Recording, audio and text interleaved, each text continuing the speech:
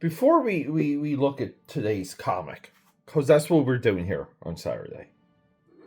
Cheers. Thank you for joining me, aka Powders. I know I've been on camera a little bit less with this video run, and there's reasons for that. Most of it is we're rocking and rolling. We don't have time to be on camera, so I'm getting better with presenting from here because I think you guys just want to see more of the comics and less of me and this ugly mug. Be honest, before we crack this beauty open, Conan versus RUNE. Barry Windsor-Smith. Say it with me. Barry Windsor-Smith. But you guys have to be honest with me and let me know. Let me know right now in the comments. Did you forget about this 1995, mid-90s Marvel Comics logo where they made the flat Marvel logo in 3D? And this is how you compete with Image Comics and everyone else. You add like a 3D version of your logo. And, well, as you guys know, it did not last long. And I know that's what you think because I know you forgot about it.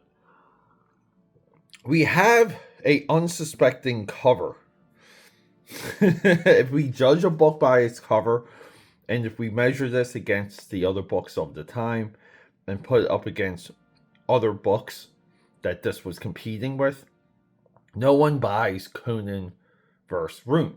Now, we know RUNE right here. That's our boy. We know him from Malibu, the ULTRAVERSE. Barry Windsor-Smith, the 90s, in a very positive way, brutalized Barry Windsor-Smith. Because everyone seemed to hire him. Valiant hired him. Malibu hired him. Marvel, Weapon X. Excuse me. It just seems like everything was Barry Windsor-Smith. And he was like the old head that still... He was like the lion that still had teeth in its mouth. Still had some fangs. And he just kept going. His 90s run is as legendary as Jim Lee's, Rob Liefeld's, Todd McFarlane's 90s run. In a way, he's a senior artist that transcended everything. All his contemporaries. Barry Windsor-Smith really stands on the precipice of top 5 comic book creators of all time. Also, of note, he was richly independent. So these are the things we have to talk about when we bring up BWS. There's a lot of points people miss.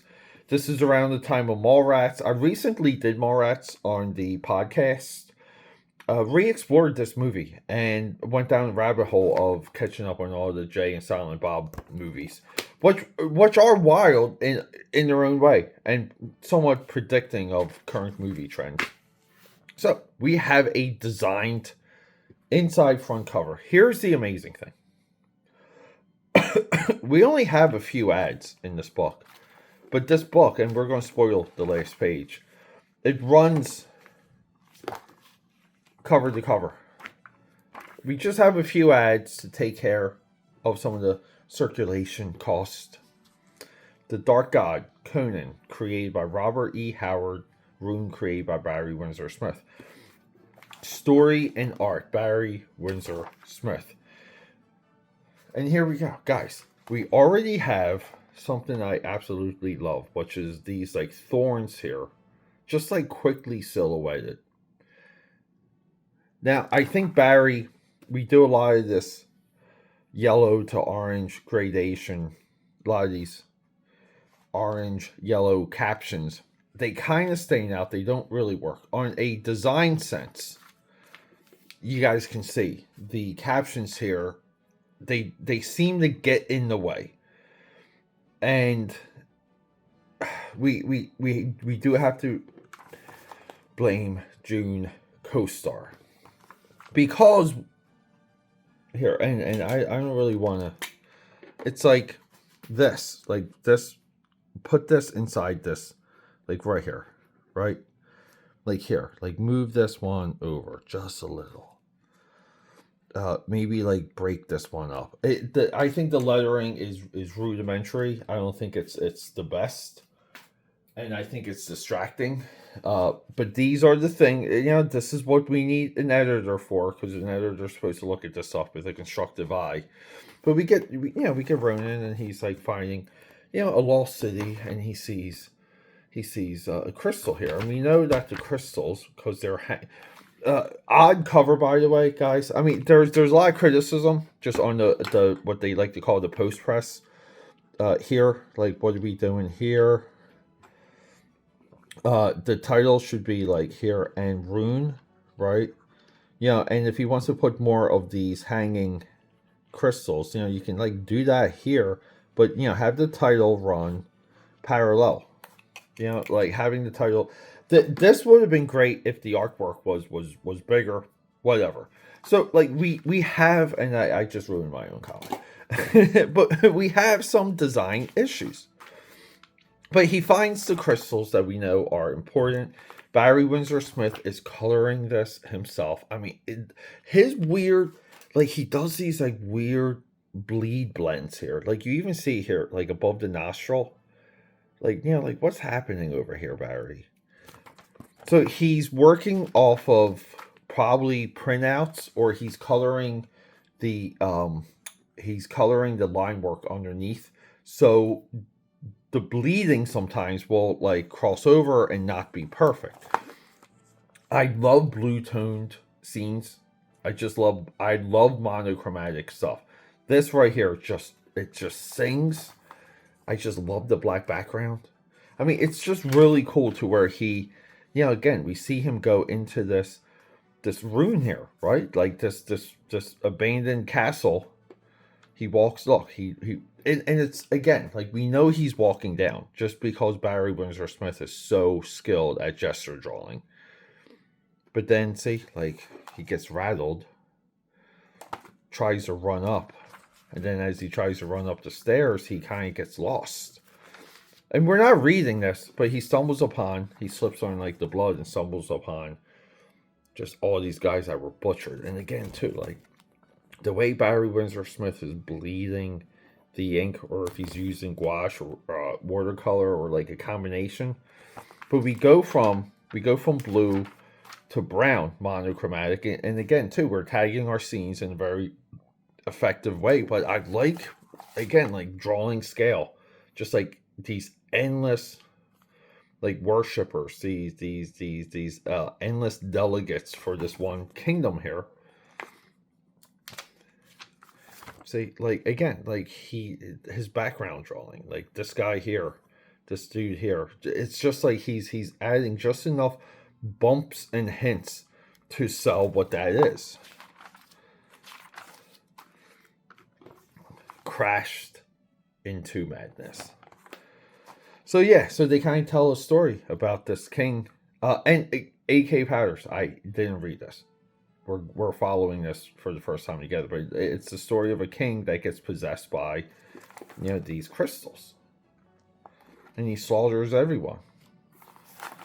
And Conan's like hearing the story of this guy just dying, but Conan ends his life. I mean, look at that blood coming out of that dude's mouth, and really nice Dutch angle here. And again too, see Barry, like he does these instinctually strong storytelling things, like to where, again, like bird's eye from above, close up, mid shot, but worm's eye, and then like worm's eye Dutch angle, like really cool, like again, like well paced. And then like we're back into the darkness, and I just love that. But he gets into the courtyard, and so like everyone's just like slaughtered here. And Conan is just like again, like stumbling upon this, and he sees the creature beast. So like again, like two of the characters Barry Windsor-Smith is known for, and he's drawing it, he's illustrating it. And we get RUNE here, and it's like very nice, like action shot. But before we get the action shot, like Barry sells this. Like it's see, people think foreshortening is only towards the viewer. It's also a way. But this foreshortened like hamstring, this leg, but it's really kind of like the ankle here and a little bit of like the foot coming out of the ankle or the heel. And you just like the way this is sold, it's so freaking nice. And I love this like gesture drawing here of just the wings like wrapping people up. And then here we go. Beg for mercy, beg to your God. So this is it. We're like at the showdown we want. By the way, guys, just as a reminder, Ultra Force available Sunday mornings. Force it this fall. Watch your TV. Ripped with attitude. I love it. Hey, Ultraverse was huge. They even had the live action Midnight Man. That was good. So the two tussle. And we get like, maybe like a 50-50 Barry Windsor drawing here. Another 50-50. So like, but I also think it's like, it's the king possessed by the rune like crystals. Right? Like him. So like the proportions are different. So again, Barry Windsor-Smith is expanding on like kind of like his own rune mythology. One day we'll get into rune, because I do have like Rune Silver Surfer. That's another thing people memory hold. But he's playing with his own type, his own form. But again, like typical but well drawn, like behind the back shot here. Close up of Conan. Like his coloring for this it's not his typical color palette. That's the cool thing. Because even here, like as they're confronting each other, like let's just review. Like he tags the scenes. I mean, the pages 2 and 3. Again, just looking back, like you kind of want to say like the burning bush should have been like a better of a highlight to tag this scene. Like there should have been highlights of that here and here.